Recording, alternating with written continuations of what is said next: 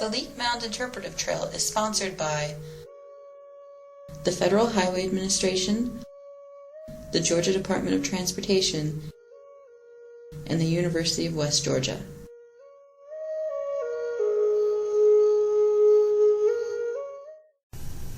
Geophysical methods like ground-penetrating radar have been used by archaeologists at the leak site to identify features without digging. Sometimes these methods are used to plan excavation, and other times they are used to find ways to avoid or minimize harm to a site. Ground-penetrating radar, or GPR, which is seen here, sends electromagnetic energy waves into the ground. If there is a feature such as a hearth, storage pit, or a house foundation, the energy wave is reflected back to the ground surface and recorded by the GPR unit. Here, archaeologist Sarah Gale discusses collecting data with the GPR. Ground-penetrating radar uses electromagnetic energy waves. This is an energy wave that operates at a frequency that is similar to, it's on the same frequency scale as your cellular frequencies are, or even an FM radio. So you think about how a sound wave travels through the air and you get positive and negative amplitudes along that sound wave. Electromagnetic energy is similar in that you have positive and negative reflections or readings along that energy wave. I don't know if you can see it on here, if it'll show up, but this is right here. This is what the energy wave looks like right here at this one location. So you see up here at the top, this is the ground surface, and as you get deeper you have positive and negative reflections depending on changes in the subsurface. So at ground surface you see the grass, and then you see the root mat right below the grass, and then you see where the soil starts. That might be the bottom of this black band. Well, the antenna is actually, it's two copper oscillating wires, and there are two, within this case, there are two antennae. There's a sending antenna and a receiving antenna.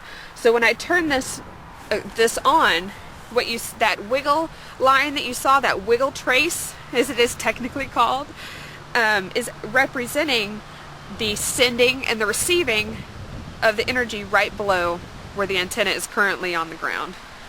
And it's a difference of nanoseconds in how long it takes for that energy to be transmitted, reflect off of things that are buried in the ground surface, and then received back at the antenna.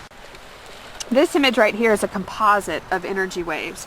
And so you see that there's banding, and those black and white bands are more than likely just changes in the soil. So differences between, say, sand and loam, grain size, moisture levels. But then you also see these little more ephemeral, kind of harder to see hyperbolas.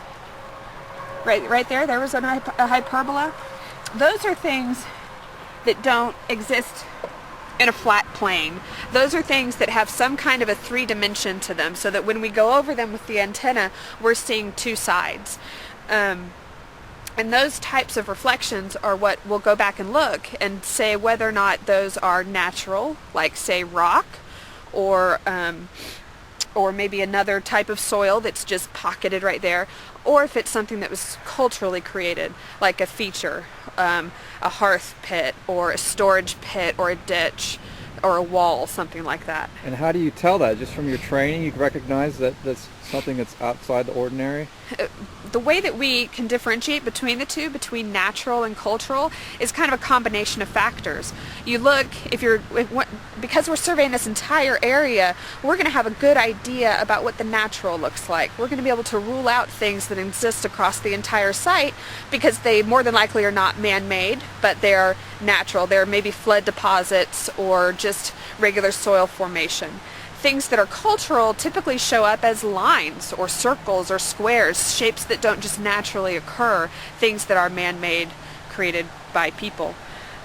Also, we look at it in a two-dimensional, and we're also able to look at it in a three-dimensional way.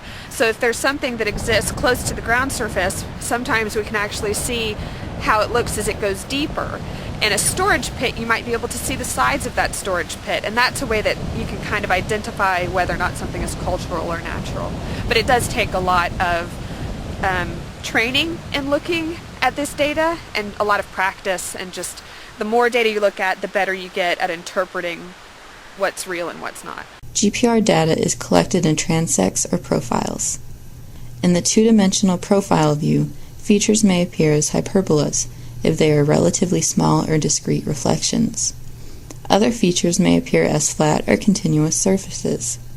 Depths of reflection are measured to determine how deep the archaeological feature or site is buried. Archaeologists combine individual profiles to create larger three-dimensional maps of a surveyed area. These maps are useful for interpreting GPR data because they can show size, shape, depth, and location of features, as well as how they relate to each other and the site as a whole.